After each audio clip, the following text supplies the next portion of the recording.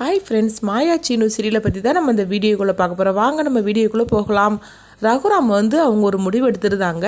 தனாவையும் கதிரையும் பிரிக்கணும்னு சொல்லிட்டு முடிவு எடுத்து தனாட்ட சொல்கிறாங்க, இதுலேருந்து கையெழுத்து போடு அப்படின்னு சொல்லும்போது அப்போ ஜானகி கேட்குறாங்க, என்ன கையெழுத்து எதுக்கு அப்படின்னு சொல்லி கேட்கவும் உடனே ரகுராம் சொல்கிறாங்க, தனாவும் கதிரும் பிரிஞ்சு போகணும், அதுக்குள்ள கையெழுத்து தான் இது அப்படிங்கிறாங்க.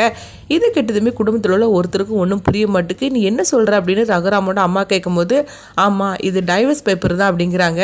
இதை கெட்டதுமே எல்லாருமே அதிர்ச்சி அடைகிறாங்க. அப்போ ரகுராமோட அம்மா கேட்குறாங்க, ரகு நீ புரிஞ்சுக்கிட்டு தான் பேசுகிறேன் அப்படிங்கும்போது, நான் எல்லாமே புரிஞ்சுக்கிட்டு தான் பேசுகிறேன். சொல்ல பண்ணைக்கு இவங்க ரெண்டு பேரும் இதுக்கு பிறகு சேர்ந்து வாழக்கூடாது, அதுக்காக தான் நான் ரொம்ப யோசனை பண்ணி தான் இந்த முடிவு எடுத்திருக்கிறேன். இதுதான் என்னுடைய முடிவு, இதுக்கு சம்மதிப்பா என் பொண்ணு அப்படின்னு சொல்லிட்டு நான் நம்புகிறேன் அப்படிங்கவும் உடனே தனாவும் கையெழுத்து போடுறதுக்காக போகிறாங்க. அப்போ கதிரை பார்த்து அவங்க கண்கலங்கவும் ஜானகி எவ்வளோ தடுக்கிறாங்க. ஆனால் தனா சொல்லியிருந்தாங்க, எங்கள் அப்பாவோட முடிவு தான் என்னுடைய முடிவு அப்படின்னு சொல்லிட்டு தனா அதில் கையெழுத்து போட்டு கொடுத்துருந்தாங்க. அடுத்து பார்த்தோம்னா கதிரும் கையெழுத்து போட்டு கொடுத்துருந்தாங்க. அப்போ ரகுராம் சொல்கிறாங்க, ரெண்டு பேரும் பிரிஞ்சு போயிடுவாங்க, இதுக்கு பிறகு என் பொண்ணோட வாழ்க்கையை பற்றி எனக்கு என்ன பண்ணணும்னு தெரியும். சொல்ல போனால் அவள் நல்லபடியாக அவள் விளையாட்டில் கவனத்தை செலுத்தணும். அதுக்கு பிறகு அவளுக்கு பிடிச்சமான ஒரு வாழ்க்கையை ஒரு தகப்பனான நான் அவளுக்கு நான் ஏற்படுத்தி கொடுப்பேன். இதுதான் என்னுடைய முடிவு. இதுக்கு வேற யாருமே எதிர்ப்பு சொல்ல மாட்டாங்கன்னு நினைக்கிறேன். அப்படியே சொன்னாலும் நான் கேட்குற நிலைமையில இல்லை. நான் எடுத்த முடிவு என் பொண்ணுக்கும் பிடிக்கும்னு நினைக்கிறேன். அவள் என்னை எதிர்த்து பேச மாட்டான்னு நினைக்கிறேன் அப்படிங்கும்போது உடனே தனா சொல்கிறாங்க, அப்பா நீங்கள் என்ன முடிவு எடுத்தாலும் சரிதான்ப்பா அப்படின்னு சொல்லிட்டு தனா ரூமுக்குள்ளே அவங்க அழ ஆரம்பிச்சிருந்தாங்க. அப்போ கதிரும் அவங்களும் சேர்ந்துருந்த அந்த ஃபோட்டோ பார்த்து அவங்க அழுதுகிட்டு இருக்கிறாங்க.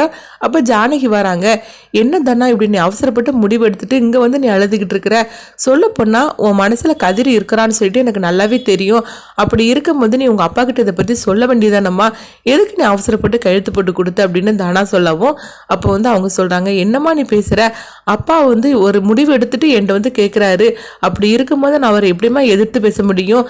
சொல்ல போனால் இந்த வீட்டில் அவருக்கு இருக்குன்னு ஒரே நம்பிக்கை நான் மட்டும்தான். நான் அவரை எதிர்த்து பேசணும்னா அவரால் தாங்கிக்க முடியாது. அதனால தான் நான் அந்த முடிவுக்கு வந்தேன் அப்படிங்கும்போது, நீ சொல்கிறதெல்லாம் சரிதானா, ஆனால் இது உன்னுடைய வாழ்க்கை அவருக்காக எதுக்கு நீ தியாகம் பண்ணுன, நீ அவர்கிட்ட எடுத்து சொல்லியிருக்க வேண்டியதுன்னு அப்படிங்கும்போது, இப்போ நான் அப்பா கிட்ட எடுத்து சொன்னால் அவர் கேட்குற நிலமையிலே இருக்கிறாரு. கண்டிப்பாக நான் என்ன சொன்னாலும் அவர் கேட்குற நிலமையில கிடையாது. நம்மளால் அப்பா கிட்ட உண்மையை சொல்ல முடியாத சூழ்நிலையில் நம்ம இருந்துகிட்ருக்குறோம். அப்படி இருக்கும்போது நான் என்னம்மா பண்ணுறதுக்கு, அதனால தான் நான் கையெழுத்து போட்டு கொடுத்துட்டேன் அப்படிங்கிறாங்க.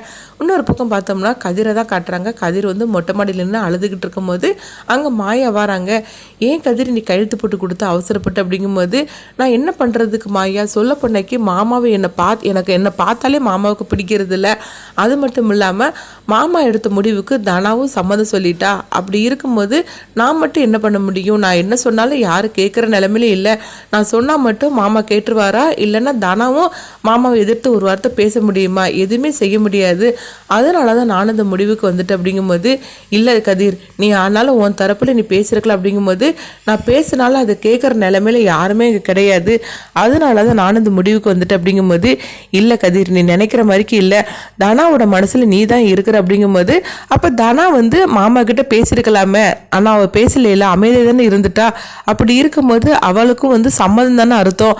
அதனால தான் நான் அந்த முடிவுக்கு வந்துட்டேன் அப்படிங்கும்போது அப்போ மாயா சொல்கிறாங்க, இல்லை கதிர் நினைக்கிற மாதிரிக்கு இல்லை, தனா மனசில் இப்போ முழுசாக நீ மட்டும்தான் இருக்கிறா, உன்னை விரும்ப ஆரம்பிச்சிட்டா அப்படிங்கும்போது, இல்லை மாயா நீ சொல்கிறதுல கொஞ்சம் வேணால் உண்மை இருக்கலாம், ஆனால் முழுசாக நான் அவள் மனசில் இருந்தோம்னா கண்டிப்பாக அவள் கையெழுத்து போட்டிருக்க மாட்டா அப்படிங்கவும், அப்போ அவள் மனசில் நீ தான் இருக்குன்னு சொல்லிட்டு நான் வெளிக்கொண்டு வந்துட்டோம்னா நீ அவளை ஏற்றுப்பியா அப்படிங்கும்போது உடனே கதிர் மாயாவை பார்க்குறாங்க. இந்த மாதிரி நடந்துட்டுருக்கு. அடுத்து பார்த்தோம்னா மாயா யோசனை பண்ணிகிட்டு இருக்கும்போது அங்கே ஜானகி வராங்க. என்ன மாயா என்ன பண்ணுறதுக்கு, இப்படி அவர் திடீர்னு ஒரு முடிவு எடுப்பார்னு சொல்லி நம்ம யாருமே எதிர்பார்க்கலையே, இப்போ என்ன பண்ணுறதுக்கோ தெரியல. ஆனால் கதிர் தனாவோட மனசில் கதிர் தான் இருக்கிறாங்கன்றது நல்லாவே நம்மளுக்கு தெரியுது. சொல்லப்போனால் தனா கதிரோட சேர்ந்து வாழ ஆசைப்படுறா, ஆனால் அதை உங்கள் பெரியப்பட்ட சொல்கிறதுக்கு அவள் பயப்படுறா.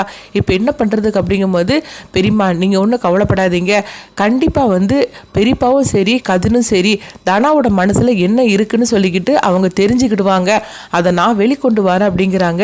நீ என்ன பண்ண போகிற அப்படிங்கும்போது, நீங்கள் கொஞ்சம் பொறுத்து இருந்து அங்கே பாருங்கள் பெரியம்மா அப்படின்னு மாயா சொல்கிறாங்க.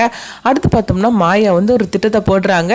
எப்படி இருந்தாலும் சரிதான், தனாவோட மனசில் கதிர் தான் இருக்கிறாங்கிறத பெரியப்பாவுக்கும் கதிருக்கும் நம்ம தெரியப்படுத்தணும் அப்படின்னு சொல்லிட்டு ஒரு பிளானை போடுறாங்க. அதுக்கு மணியும் ஹெல்ப் பண்ணுறாங்க.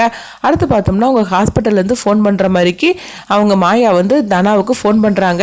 கதிர் நம்மளை விட்டுட்டு போயிட்டா அப்படிங்கிறாங்க. இது கிட்டதுமே தனா வந்து கதிரை அழ ஆரம்பிச்சிருந்தாங்க. நீ என்ன சொல்கிற மாயா அப்படிங்கும்போது ஆமாம் அப்படிங்கவோ உடனே வந்து தனா வந்து அங்கே அழ ஆரம்பிச்சிருந்தாங்க. அப்போ ரகுராம் வந்து எல்லாருமே கேட்குறாங்க, என்னாச்சு தனா அப்படின்னு சொல்லி கேட்கும்போது, அப்பா அந்த கதிர் நம்மளை விட்டுட்டு போயிட்டாம்பா அப்படின்னு சொல்லிட்டு அழுதுகிட்டு தனா வந்து அலறி அடிச்சுட்டு நேராக அங்கே ஓடி வராங்க. இங்கே பார்த்தோம்னா ஒருத்தங்களை காட்டுறாங்க. அவங்க தலையில் வந்து பெட்ஷீட்லாம் மூடிட்டு இருக்கனால அவங்க கதிர் தான் படுத்திருக்காங்க அப்படின்னு சொல்லிக்கிட்டு தனாவை நினச்சி கதிரி அழ ஆரம்பிச்சிருந்தாங்க. அங்கே பார்த்தோம்னா கதிர் வந்து உயிரோட வரவும் இதை பார்த்துட்டு மாயா வந்து சிரிக்கிறாங்க. பாத்தியா கதிர், தனாவோட மனசில் எந்த அளவுக்கு நீ இருக்கன்னு இப்போ மாதிரி புரிஞ்சுக்கிட்டியா அப்படிங்கும் போது கதிர் வந்து கண் கலங்கி அழ ஆரம்பிக்கவும் தனா வந்து ஓடி வந்து அவங்க கதிரை கெட்டி பிடிச்சி அவங்க வந்து முத்தம் கொடுத்துட்டு இருக்கிறாங்க. இதை கொஞ்சம் கூட அவங்க வந்து எதிர்பார்க்கவே இல்லை.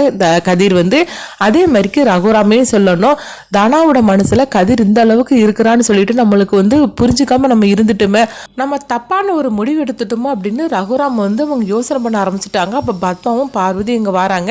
என்னாச்சு அப்படின்னு சொல்லி கேட்கும்போது ரகுராம் வந்து நடந்த விஷயத்த சொல்லவும், அண்ணா அவன் வந்து சும்மாலாம் போய் சொல்லுவான்னா, எப்படியாவது வந்து உங்கள் மனசுலையும் தனாவோட மனசுலையும் இடம் பிடிக்கிறதுக்காக கதிர் இந்த மாதிரிலாம் நடிப்பான், அவனுக்கு அப்படிலாம் ஒன்றும் நடந்திருக்காது அப்படிங்கிறாங்க. அவங்க சொன்ன மாதிரிக்கே கதிரும் தனாவும் வீட்டுக்கு வரவும் அப்போ பத்மா சொன்னதான் உண்மை அப்படின்னு சொல்லிட்டு ரகுராம் நினைப்பாங்களா, இல்லைன்னா வந்து தனாவோட மனசில் வந்து கதிர் எந்த அளவுக்கு இருக்கிறா அப்படின்னு சொல்லிட்டு ரகுராம் வந்து வேற மாதிரிக்கு முடிவெடுக்க போகிறாங்கன்னு சொல்லி வெயிட் பண்ணி பார்க்கலாம்.